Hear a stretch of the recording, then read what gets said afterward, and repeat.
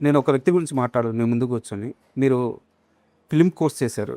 సరే ఏదో లాస్ట్ మూమెంట్‌లో దాన్ని ఆపేసారు. జంప్ కొట్టారు. అయితే నాకు కావాల్సింది ఏందంటే, మన ఇండస్ట్రీలో ఒక శిఖరం ఉంది. రామ్ గోపాల్ వర్మ.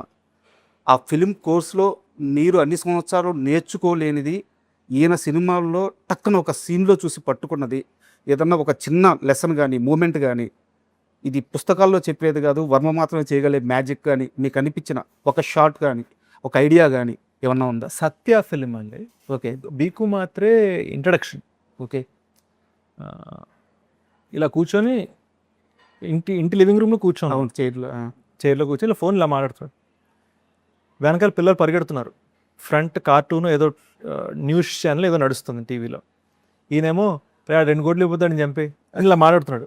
పక్కన పెళ్ళం వచ్చి కాఫీ తీసుకో, చాయ్ తీసుకో అంటుంది. ఈయన వెనకపోతే ఇలా ఆ కప్పు ఇలా భుజం అంటాడు. అవును. చెప్పాను కదా తీసుకో అని అంటుంది. అంటే ఈ గ్యాంగ్స్టర్ ఒక్క షాట్లో ఈ గ్యాంగ్స్టర్ ఒకడిని రే నువ్వు నాకు 2 కోట్లు ఇవ్వకపోతే నేను చంపేస్తాను రా అని ఇక్కడ థ్రెటన్ చేస్తున్నాడు. పిల్లలు ఆడుకుంటుంటే రే జాగ్రత్త రే పడిపోతాను, అక్కడ వాళ్ళని చూసుకుంటున్నాడు. పెళ్ళంతో సరసం. ఇవన్నీ 1 షాట్లో చూపించారు. Super observation. అండ్ మీకు తెలుసా లేదో, వర్మ సత్య సినిమా గురించి చెప్పింది ఇదే. అంటే మాఫియా అనేవాళ్ళు ఎలా ఉంటారు అనేది నా సినిమా కాదు, మాఫియా అనేవాళ్ళు మనలాగే ఉంటే ఏంటి అనేది సత్య అని మా ఇంటర్వ్యూలోనే, 5 ఇంటర్వ్యూలోనే వర్మ గారు చెప్పింది. That was a big learning for me Satya film. And మళ్ళీ డెకాట్ విషయానికి వస్తే, యాక్చువల్గా సినిమాలో అనురాగ్ కశ్యప్ గారిది చాలా ఇంపార్టెంట్ రోల్. బట్ ఓపెన్గా స్టేట్మెంట్ ఇవ్వచ్చేమో, ఇండియన్ సినిమాలోనే ఒక అద్భుతమైన స్క్రీన్ ప్లే రైటర్ ఆయన అండ్ డైరెక్టర్ కూడా. బట్ ఆయన స్క్రీన్ ప్లేలో మ్యాజిక్ ఉంటుంది. అండ్ ఈ మూవీలో నటించేటప్పుడు ఆయన ఈ కథ విన్నాక, ఈ స్క్రీన్ ప్లే విన్నాక, సినిమా షూటింగ్లో కానీ లేదా సినిమా షూట్ ముందు కానీ, రిలీజ్ అవ్వకముందే మీకు ఇచ్చిన కాంప్లిమెంట్ ఏంటి? ఒక బ్యూటిఫుల్ మాట అన్నారు. ఫస్ట్ ఫ్యూ డేస్ ఆయన షూట్ చేస్తున్నప్పుడు వీళ్ళు ఎందుకు ఈ సీన్ ఇంతసేపు తీస్తున్నారు, నేనైతే ఒక షాట్లో తెక్కకూడదును ఈ సీను, ఆ సీన్ అయితే వీళ్ళు 4 రోజులు తీస్తున్నారు, నేను 2 డేస్లో తెక్కకూడదును అని ఆయన లోపల నుంచి ఫీలింగ్స్ పుట్టుకొచ్చేవట. డబ్బింగ్ అప్పుడు ఆయన ఎడిట్ చూసేసరికి అమ్మ ఇలా తీసారా దీన్ని అని చాలా హ్యాపీ ఫీల్ అయ్యారు. ఓకే. అది చాలా ఆనందంగా అనిపించింది. అండ్ శేష్ గారు, నాకు ఒక చిన్న doubt. Hero, screen play writer and అంటే ఈ మల్టీ టాస్కింగ్ అనేది, థింగ్స్ హ్యాండ్లింగ్ అనే దాని మీదే ఆధారపడి ఉంటుంది. నాకు మళ్ళీ ఒక చిన్న ఎగ్జాంపుల్, నేను మళ్ళీ మీ ఫస్ట్ మూవీకి వెళ్తున్నాను. దాంట్లో మీకు ఫ్యూచర్ తెలుస్తుందని చెప్పడానికి చాలా చేయొచ్చు, బట్ అక్కడ బడ్జెట్ కంట్రోల్ ఉంటుంది. మీకు ఒక టేప్ రికార్డర్ దగ్గర తీసుకెళ్ళి హీరోయిన్ని ఏదో పాట, నాగార్జున గారి పాట చెప్తారు. కానీ అటు మార్చంగానే నాగార్జున గారి పాట ప్లే అవుతుంది అనమాట. సింపుల్గా మీకున్న సోర్సెస్లో సినిమా మొత్తానికి అద్భుతమైన సీన్ చెప్పడం, అంటే మీ ఎర్లీ స్టేజ్లోనే ఆ థింగ్స్ హ్యాండిలింగ్ చేయడం అనేది మీకు అలవాటు అయిపోయింది. అంటే necessity is the mother of invention, English సామెత కదా. సో అది ఎప్పుడు నాకు చిన్నప్పుడు నాగసర్ అంటే బాగా ఇష్టం అండి.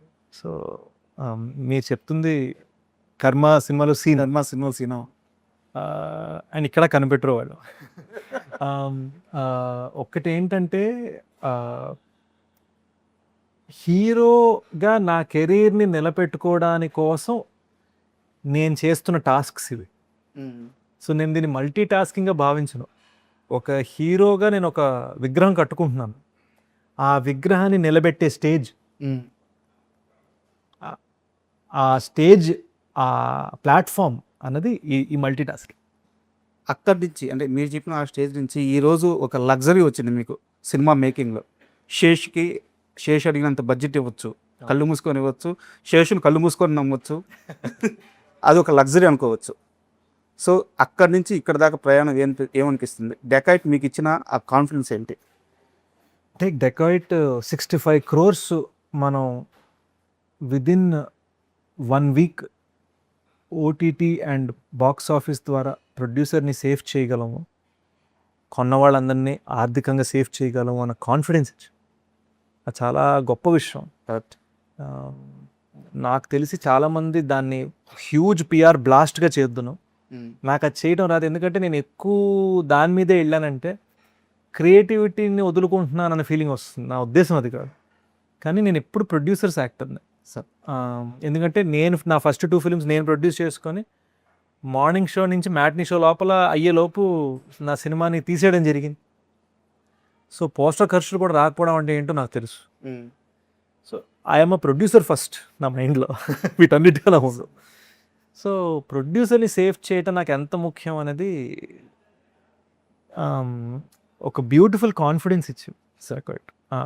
అట్ ద సేమ్ టైం నా సినిమా వరకు ఎన్ని రోజులు తీసాము అనే దానికన్నా పర్ డే కాస్ట్ ఎంత అనేది నేను చాలా జాగ్రత్తగా చూసుకుంటాను సార్. సో 149 days సినిమా చేసిన యూజువల్గా మిడ్ బడ్జెట్ సినిమా అంటే 25 లక్షలు 30 లక్షలు పర్ డే అయిపోతుంది.